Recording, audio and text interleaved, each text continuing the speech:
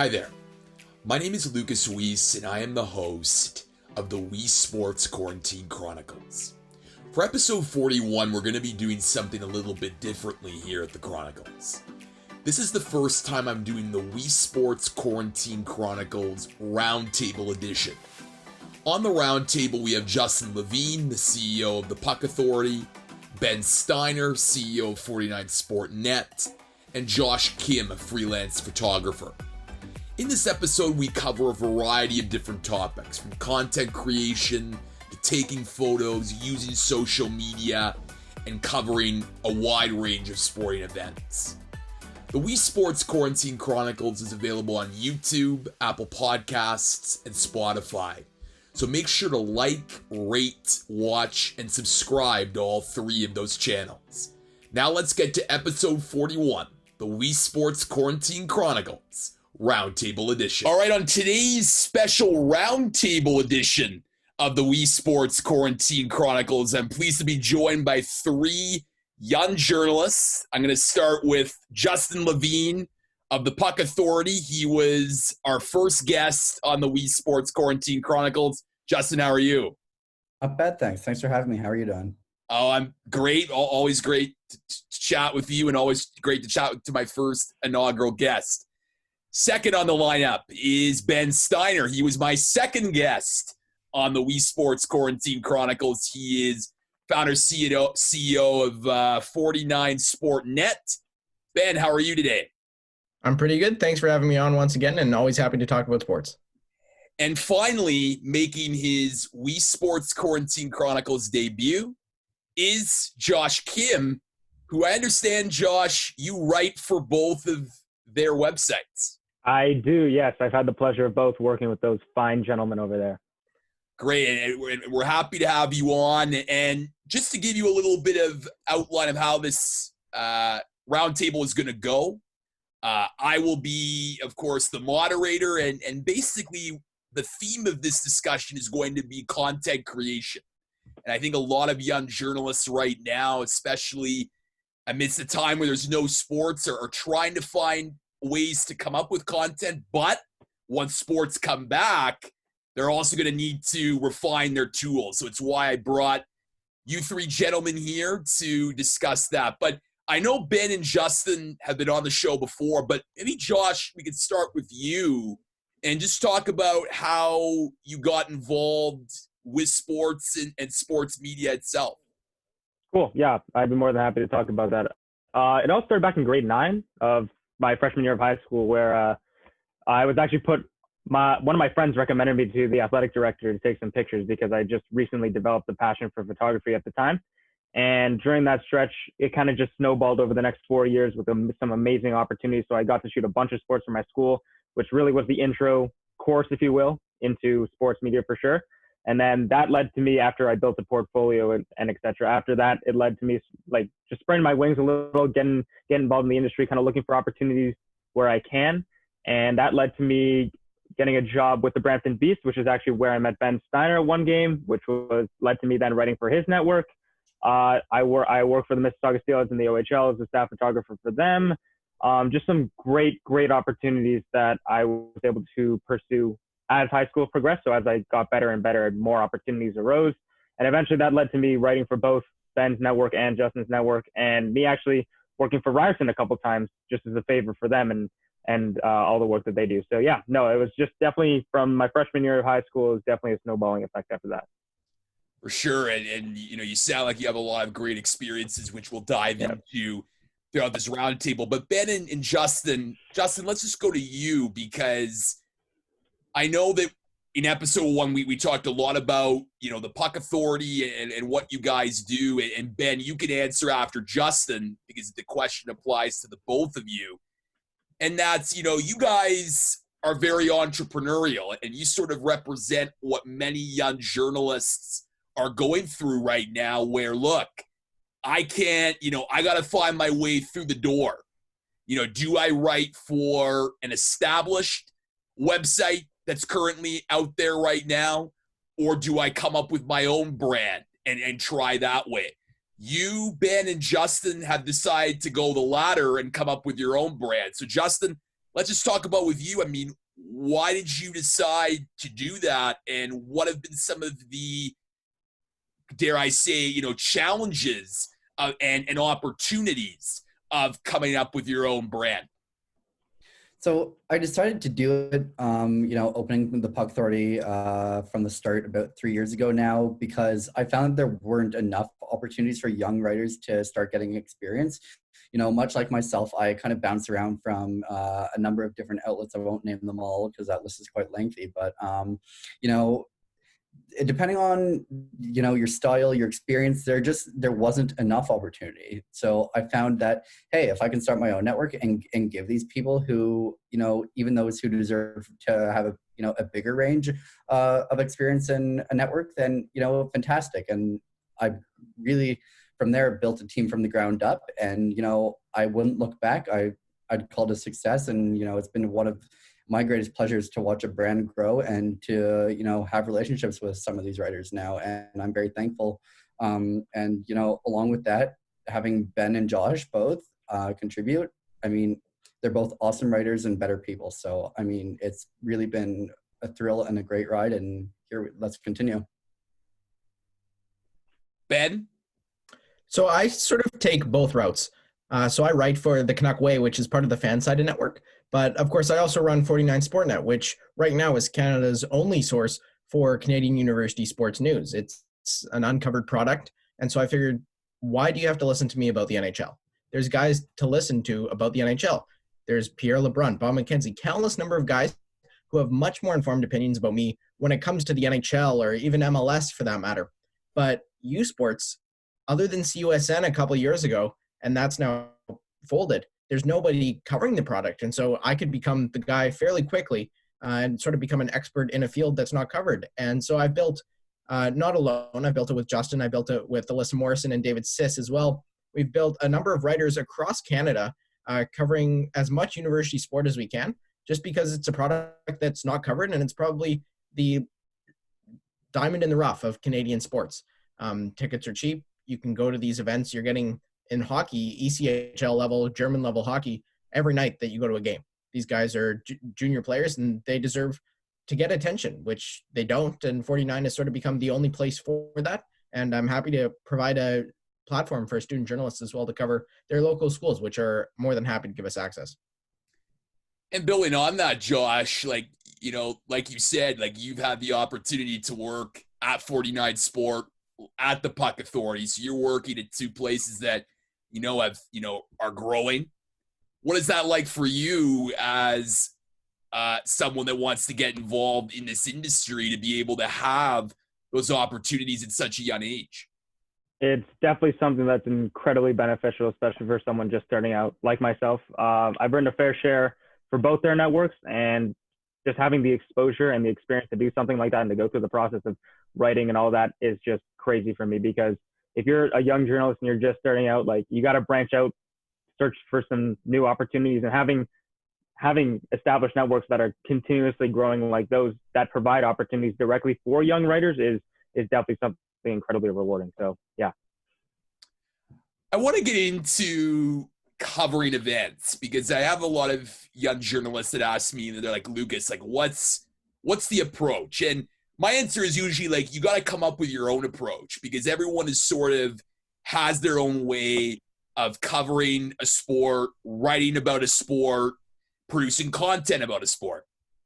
Ben, we'll start with you in Weesesports and what you do in 49 Sportnet. So let's say it's a Weesesports game.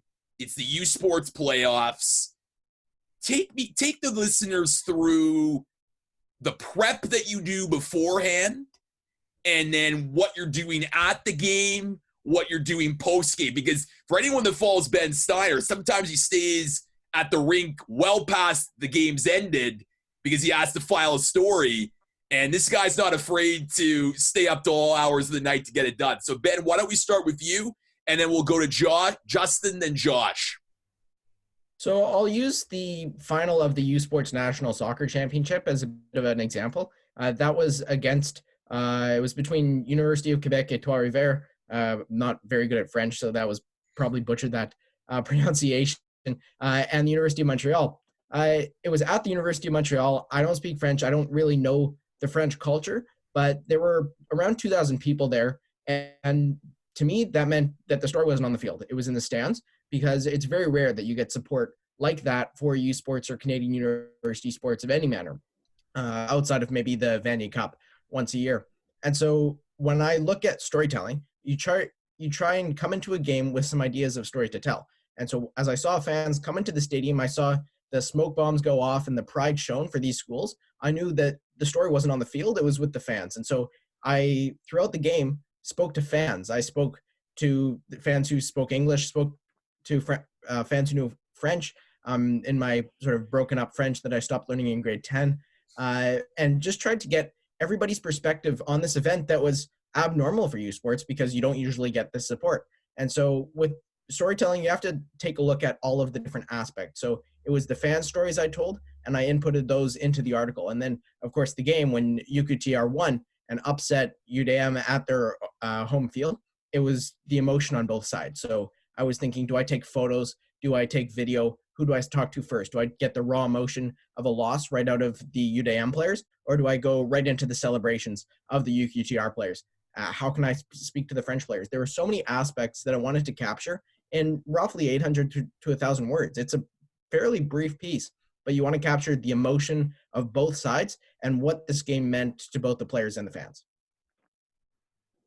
And Justin, for you at the Puck Authority, I know that you cover a lot of OHL, so maybe walk us through your process covering junior hockey in Ontario.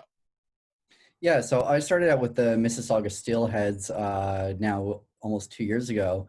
And, first off, it was a great opportunity and a great experience to even, dive in a little bit to junior hockey. And so through that, I started off with these simple game recaps, kind of telling what happened, and, how this affected both teams, whether win or loss. I wasn't focused mainly on the Steelheads, though they were the home team. It was, just breaking down a game as it happened. But, as I delve into the Kitchener Rangers with a new opportunity at Odd, I've been able to really capture the essence of some really talented, great players and tell their stories, especially with some familiar faces like Jacob Ingham, who was later traded from Mississauga to Kitchener. So I think that was my first story to, talk about how his transition kind of led him to what really has become a sensation of a goaltender, and now he is on his way to the AHL. So being able to tell his story and see him, outperform every home game he started was a pleasure. I spoke with other players like Riley Damiani, Liam Howell, and so being able to get their perspectives and tell personal stories of other players in any form that they told to me after games, or even though it's before games. It wasn't just them. I spoke with Jonah DeSimone, who is someone we both know, pregame at the Odd when the Ice Dogs visited. So, telling his way up from, just being your normal average student to an OHL player was something I was like, okay, I have to do this. Love the kid. That was one of my greatest privileges to do and to catch up with him. And so I think that that's really, helped even, gaining connections aside from just knowing people. And much like Ben, I'd stay however long I needed to file that story, make sure that it was exactly as I liked it. I had the help and support of the PR team, had coaches, both Kitchener and Mississauga, and it's something I really enjoy doing. And Josh, you as a photographer, it's a little bit different than a reporter or a journalist. Most journalists, reporters, they show up a couple hours, before the event. They head to the press box. They may get a bite to eat, whatnot. But the photographers, it's different because you got to find your angle and, to get the perfect shot and get the perfect, vantage point. So maybe talk about some of the games that you've done, whether it's hockey or other sports, about the photography aspect in covering a game. Definitely. I'm not going to say it's the exact same process as a journalist or reporter, because it definitely is not. Although I've had the pleasure of doing both. Definitely more photography related. And when I think of my pregame ritual, if you will, it's kind of, I show up also an hour and a half early before the game, just so I can, settle down, get my things organized, get my business in order, get the shot list from clients and whatnot. I definitely get a bite to eat before the game. That's almost ritual now. But yeah, for sure. Finding a good vantage point, like once you get used to the rink that you're shooting at, because I have experience shooting at both the Paramount Fine Food Center in Mississauga, as well as the CAA Center in Brampton, and I covered an event at Scotiabank Arena. So I know a fair share of the vantage points at multiple arenas in the city. And being a hockey player, I know a lot of the rinks in Toronto. So I have had a pleasure of finding each vantage point at each rink. It definitely becomes easier with time, and I'll touch on that a little, because if you go to an arena, obviously for the first time, you're not going to know your way around like the back of your hand the first time. So when I first went to the CAA Center as just like a 17-year-old kid with a camera, I had to, show up a couple hours early and find my way around all the places I could go. And, over time now, when I was closer to just before the season got postponed, after a couple of weeks, it definitely took some getting used to, but I definitely found some good vantage points. And, you kind of develop a habit, and I did too. I would take my stuff up to the press box before every game, get set up, get the shot list, and just do my thing. And it becomes second nature almost, because of how confident you become and how easy it is to, know your way around and talk to people that people you've seen before. And the process of actually taking the pictures becomes a lot more easy, and you don't feel as stressed or rushed. So you kind of just go at your own pace and, make it your own. The next area I want to get into, and I'll focus on you, Justin, and Ben, is reporting, and the fact of breaking news or doing interviews with certain subjects. And Justin, this is a process that we're all going to get better at. We're all very young in this industry, and you get better by doing a lot of reps. And you're someone that's had the opportunity to interview a lot of athletes and whatnot. And I'm just curious for you, like from when you started to where you are now and where you're going to be down the road, like where has been the biggest growth in your interviewing skills? You know what? That's a fantastic question. I think that it really all started, in all honesty, with the Canadian Women's Hockey League, which is now defunct, unfortunately. I think that, I was with the Markham Thunder for quite some time, almost a full season, and that really led me on to opportunities to talk with players who, despite the fact that some of them were Olympians, they're playing out of community centers, they were really accessible. And yeah, those aren't the conditions that the women's game deserves. But the people there were excellent. They gave me the opportunities to be able to not only report news as I got it, but again, to tell these stories. And through that, I gained more of a network and gained the trust of others. And aside from that, having relationships with even people from outside, like Erica Ayala from the Ice Garden, who I met over time in the CWHL, Christina Rutherford, Sportsnet, Haley Salvi in The Athletic, just to name a few. But, once I got comfortable and really started to do it consistently, adding the OHL to my resume and, again, gaining trust there amongst players and staff, it was almost like super breezy, easy. And, now it's something that I do normally and I don't even really think twice about. And, again, when you talk about, going down the road, I hope to be doing more of this, and to, whether it be with the Puck Authority or not, as I continue to grow a name for myself. So, I think that reporting, it's all about how comfortable you are talking with people. And, once you have that, I think you're completely set. And for me, the CWHL is my starting point. And, with the PWHPA and OHL now, it's just easy sailing.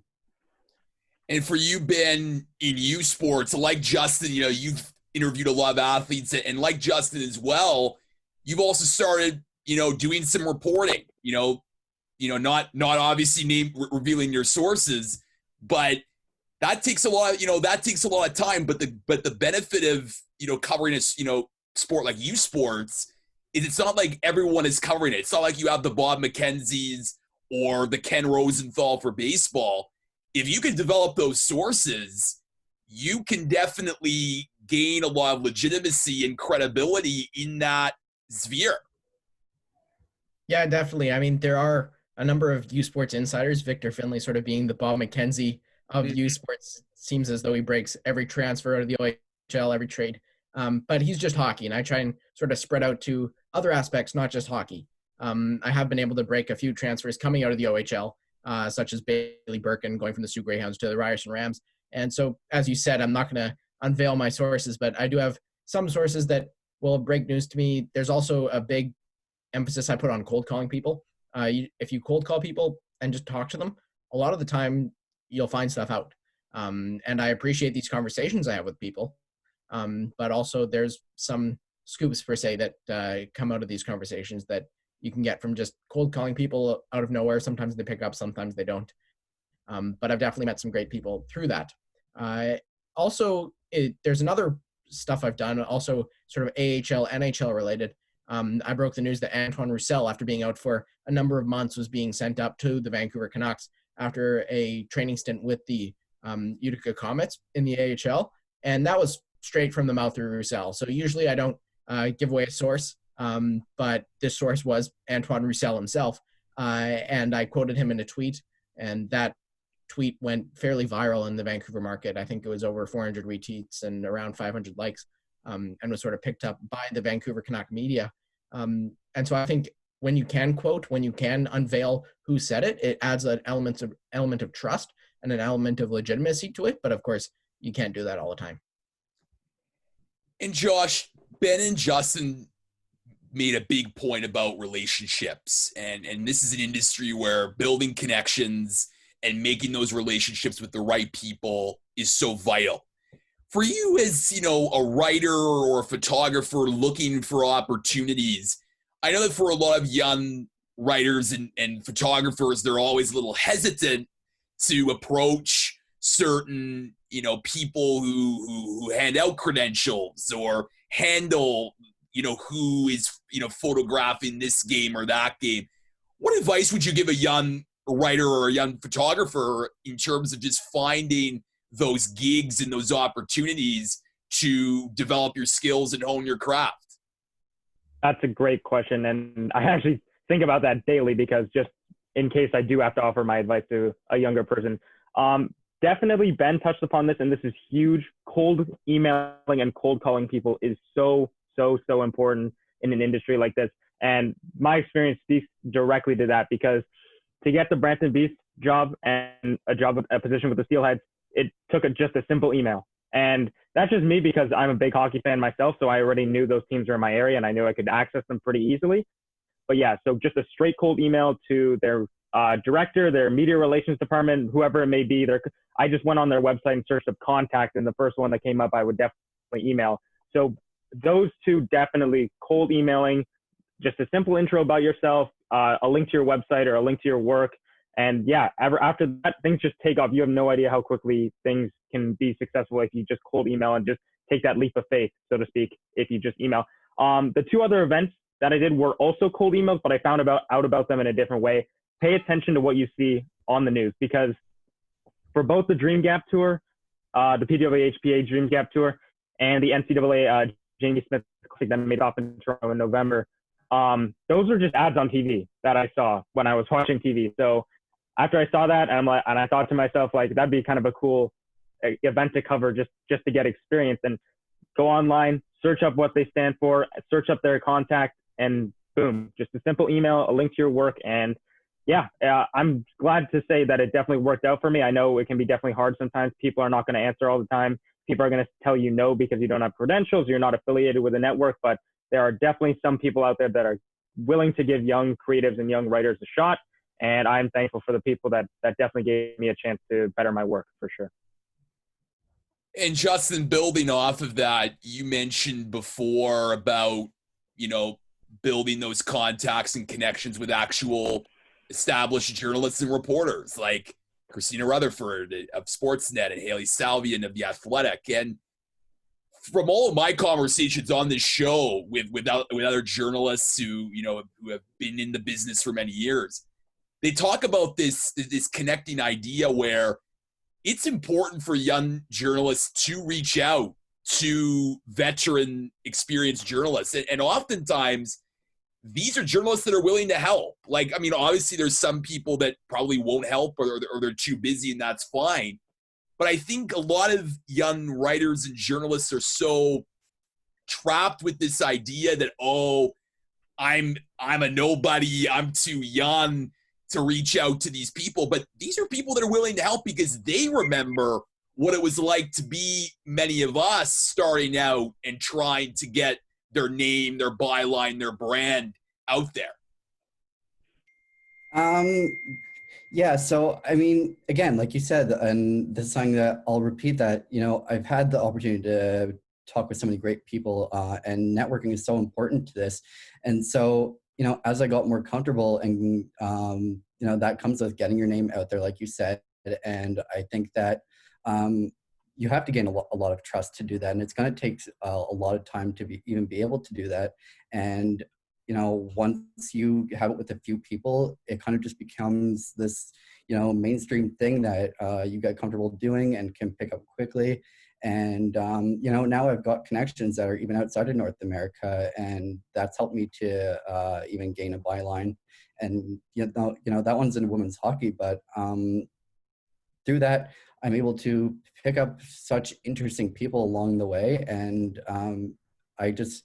now my name is really in so many different places. And for that, I'm so thankful, because it's, again, you have to pick and choose who it is you're going to. And those people have to, find their comforts in telling you these things. And through that, I've been able to share things that, I'm surprised that I'm even able to share. And I love doing it. And, it's something that I want to continue doing for many years. Ben, you want to jump in? And because I know that, you and I and Justin, we had the chance to cover the Hockey Hall of Fame induction weekend, and I was there at the ceremony, and I saw you and Dave, and, you guys, like, look, I mean, like, this is, this is a big event, yes, but like, it's also like, it's also an opportunity to talk with people, and, you never know who you're going to connect with, who you're going to talk to, because once you build that connection, people will remember you. Like, you could go up to them at another event and be like, hey, like, we talked at the Hockey Hall of Fame induction. So it's all about that process of, like Justin said, building your network of connections. Yeah, I think getting to know people and getting to know people on a good note is really important. There's some people that I meet, like Dave Stubbs, you mentioned at the Hockey Hall of Fame induction ceremony. I haven't talked to him since then, but there's also some people that I meet that I see either on a regular basis, or they're so nice that they're willing to help really with anything. And so there's a few people at Sportsnet who I'm comfortable with sending some of my work to. If I want to have someone look at it before I publish it somewhere, or if I want to publish it on another website, and learning how to pitch, learning how to call to report, there's people I can call and talk to. And one of these people was Jason Botchford, who passed away just over a year ago, and he was editing my work for whether it was for the Canuck Way, whether it was even for my school newspaper. I would send it to Jason Botchford, and he would take a look at it. He offered to write my reference letters for school, which was a pretty cool thing. He didn't end up writing them, but it was cool to have somebody of that stature sort of respect me. And I know another guy, another young journalist, who's actually taken over Jason Botchford's role that was left vacant after he passed away, Harmon Dial. Wonderful guy. I've spoken to him a lot, and he's established. He's our age, or I guess Justin and I's age, and he's working for The Athletic full time.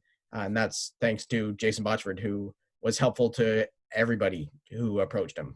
I just sent him a DM one day, saw him at a Canucks practice, and he was extremely helpful. And that's a connection that I really treasured, and that's not there anymore, but there's other people who have carried on his legacy and are very much like Botchford in different ways. I want to end off the roundtable with a question for all three of you, because, this pandemic, no sports going on, certainly gives journalists an opportunity to reflect, to continue to produce content, which, all three of you have, but also to think about how to improve your craft. So name, maybe one or two areas that you're focusing on right now to take that next step so that when sports do come back, you can hit the ground running and really practice that skill. Josh, we'll start with you. Yeah, I've had some time to think about that. Me just starting out next year at Ryerson, I've had a lot of time to reflect on things that I can definitely improve on going in and being a solid contributor for Ryerson and continuing to produce content for every network I can. One thing that I definitely will say that I can definitely improve on, and I have during quarantine, is definitely probably refining my writing skills in general, because in general, me just starting out, obviously not every article is going to be perfect, and not every article is just going to flow exactly the way you want or exactly the way you dream of it doing. So in that sense, I really want to and am working on definitely refining my writing skills just a little bit with the help of Ben and Justin, because I've been able to produce some creative pieces for them. So just that is probably my biggest focus at the moment. But moving forward, definitely improving just my photography game overall, just so I can have my skills at the top of my game heading into Ryerson, so I can become a solid contributor for them. So just in a general aspect of things, just refining the skills, maybe practicing things that you don't have time for, that you didn't have time for before. I know I definitely have, but yeah, writing right now with quarantine and going outside, not becoming a regular thing anymore, writing for sure would definitely, my skills in general would definitely be a point of focus for me. Justin? Okay, so I'll say two things, one of which I'll make very brief. So that would be refining my editing skills as I continue to run behind the scenes at the Puck Authority. But, not only that, but getting more familiar with the new names in the Ontario Hockey League through the draft, which is something that I followed very deeply this year. Getting, with the Kitchener Rangers, who, again, even if I'm here to start the year rather than in Kitchener, that's something that I want to be on the ball with. I'll still be reporting on a daily basis with games, with any news should it come. So I think that both the Rangers and whoever they're facing, I want to be familiar with the new names. That way, when it comes to my actual work, it all just flows. I don't have to think twice about it. So, the research is something that's so important. And it's not just hockey, but any sport. So to me, that's something that I'll definitely be focused on for this coming season. And Ben, finish us off. So for me, it's less specific than knowing names or learning how to shoot. It's more learning how to improve my writing in a broad sense. So I've actually been reading a lot. I've read On Writing Well by William Zister. I've read The Elements of Style by Strunk and White, two books that have been heralded in journalism and nonfiction writing for the longest time since they were written. And I've been able to try and put those into my stories, into editing, eliminate some of the things that are not quote unquote right in my stories, and work on just telling stories and writing in a better way that people can understand more, and maybe feel more intrigued to read because they're better written than they were before. Because up to this point, I've just been writing sort of off the cuff and learning as I go, but I figured it's the time where not much is happening, where I can focus on the art of writing and learning how to be an artist when on paper. Yep. Elements of Style. I have it here. It's one of my journalism books that I had this year at Centennial College. Justin Levine, Ben Steiner, Josh Kim, thank you all so much. Before we end, because we're short on time here, maybe just a rapid fire of where we can find all three of you on social media and beyond. Ben, we'll start with you. So you can reach me at bensteiner00 on any platform. Mainly Twitter is my main one. Josh? Josh Kim Photo on Instagram. You can see a full display of my work. Also, you can visit my website, joshkimphoto.com. Also, Josh Kim _ on Twitter if you ever want to talk about sports. And Justin? All right, you can find my work at thepuckauthority.com, and as far as socials go, you can find me mainly on Twitter at Justin Levine HBS. You can find me on Facebook with my work at Justin Levine MLB, which is in relative to my past baseball experience. Instagram isn't something that I use, but yeah, definitely check me out on Twitter. That is where I can be best reached. Great. Well, gentlemen, again, Justin Levine, Benjamin Steiner, Josh Kim, three great up-and-coming journalists that you should all follow because they're doing a lot of great work and provide a lot of great advice today on how to produce really engaging content. Gentlemen, thank you so much for joining the Roundtable edition of the Weesports Quarantine Chronicles.